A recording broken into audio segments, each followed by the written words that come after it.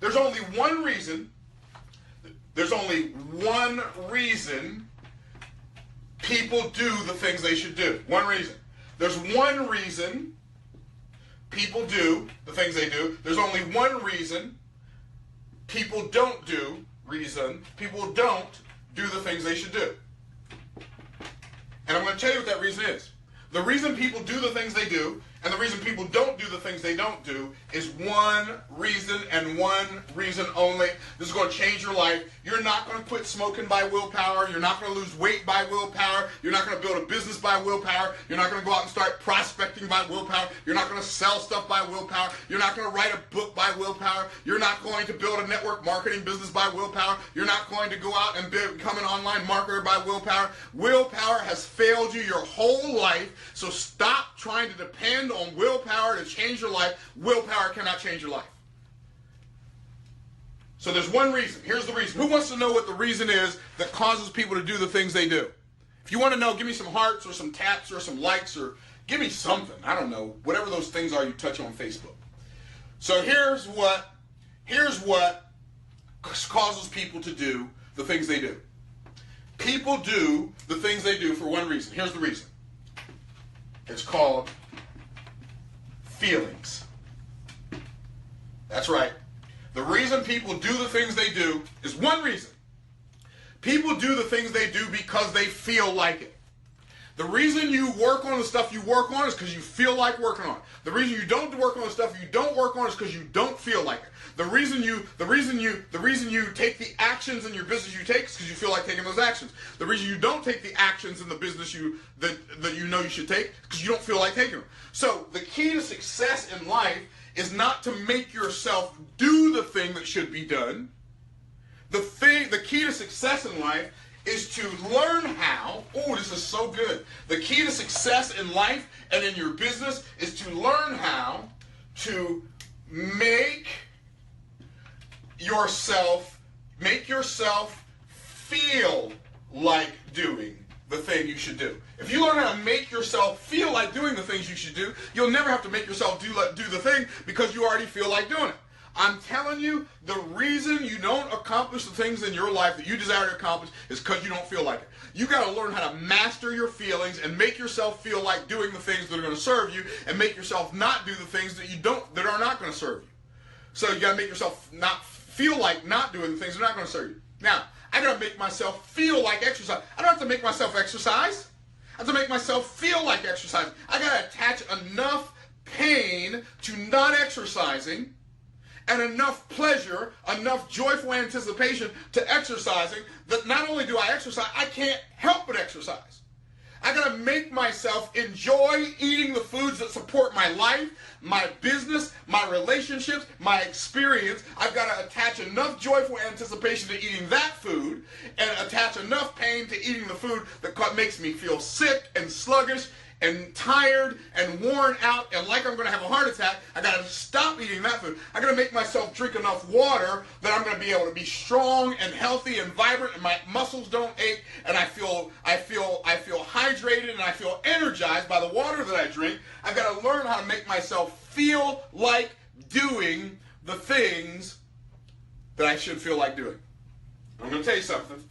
The way you make yourself feel like doing the things you should do, there's nothing that creates more feelings in a human being. There's nothing that creates more feelings than stories.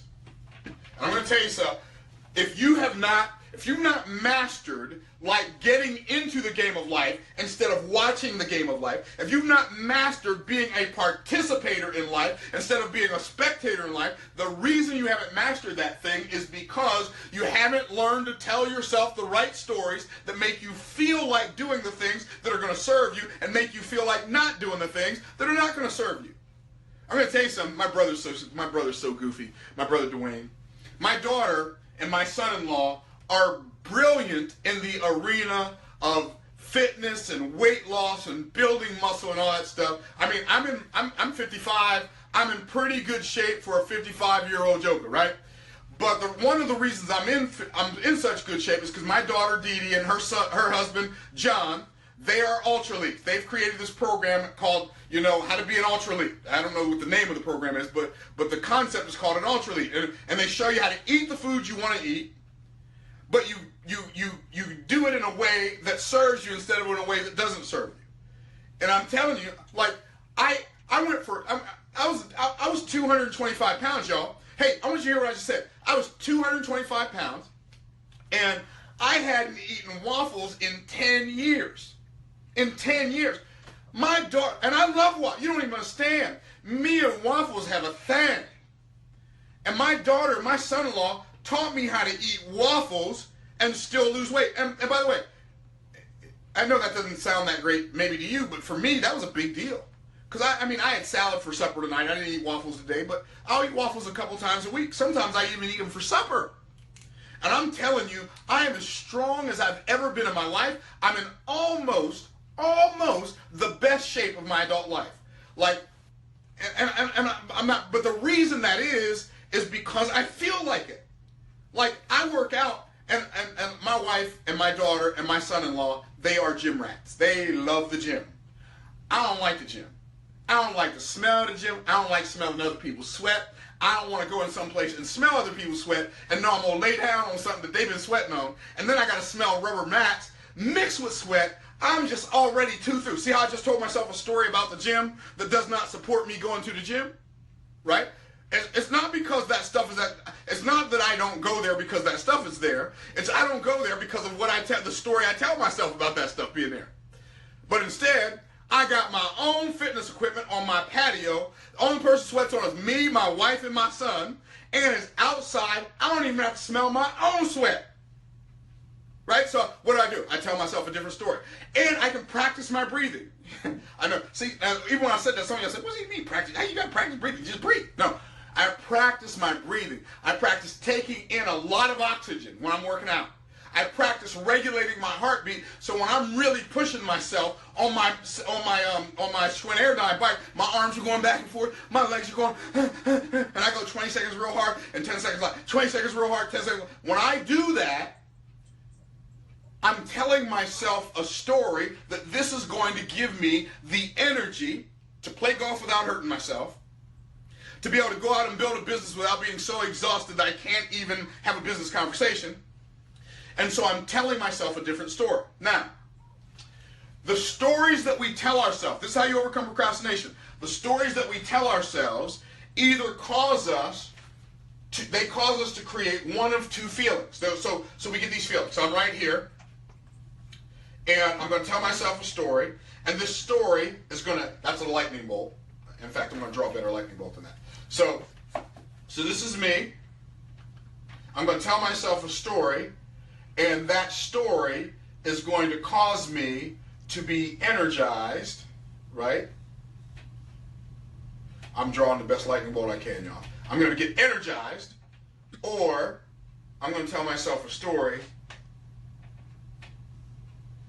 that is going to cause me to drain my battery, right? So I'm telling one of the two stories. Now, when I tell myself a story that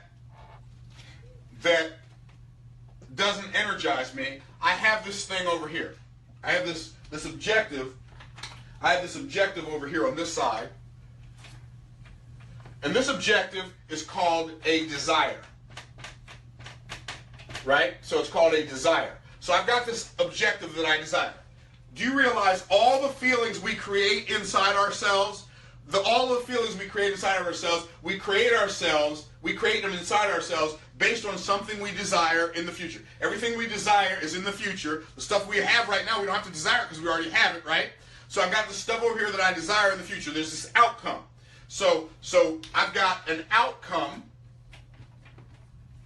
right, that I desire in the future, and I'm going to tell myself a story about this outcome. And I'm either going to tell myself a story where I see myself getting this desire, or I'm going to tell myself a story where I see myself not getting this desire. If I tell myself a story that causes me to see myself not getting this desire, then the picture of that desire creates anxiety inside of me, and that anxiety robs me of my energy.